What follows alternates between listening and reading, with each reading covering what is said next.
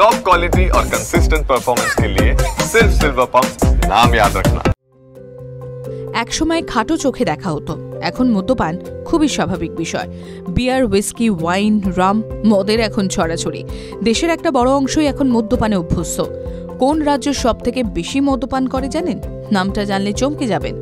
কেন্দ্রীয় স্বাস্থ্য মন্ত্রকের অধীনে ন্যাশনাল ফ্যামিলি হেলথ সার্ভে তথ্য অনুযায়ী দেশের 22.4% পুরুষই মদ্যপান করেন। কোন রাজ্য সবথেকে বেশি মদ্যপান করেন?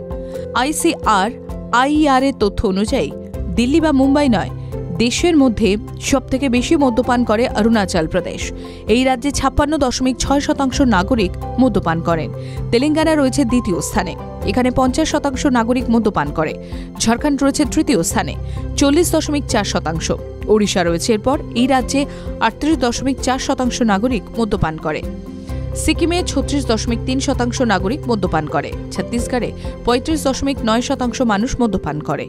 তামিলনাড়ু, উত্তরাখণ্ডে 32% মানুষ মদ্যপান করেন। অন্ধ্রপ্রদেশে 31.2% মানুষ মদ্যপান করেন। পাঞ্জাবে 27.5%, অসমে 26.5% মানুষ মদ্যপান করেন। পশ্চিমবঙ্গে 25.7% মানুষ মদ্যপান করেন। তবে কলকাতাও খুব একটা পিছিয়ে নেই। 2021 সালের সমীক্ষা অনুযায়ী দেশের মধ্যে সবথেকে বেশি অ্যালকোহলিক বেভারেজ পান করা শহরের তালিকায় শীর্ষে ছিল কলকাতা। 32.9%ই এই ধরনের বেভারেজ পান করেন। ইকোনমিক টাইমসের 2021 সালের রিপোর্ট অনুযায়ী পশ্চিমবঙ্গে 1.4 কোটি মানুষ মদ্যপান করেন। বাণিজ্য নগরী মুম্বাইয়ে মদ্যপান করা মানুষের হার 28.1%।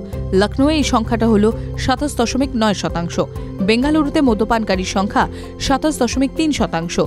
পুনেতে 26.2% মদ্যপানকারী রয়েছে। ভুবনেশ্বরে 24.9% মদ্যপান করেন।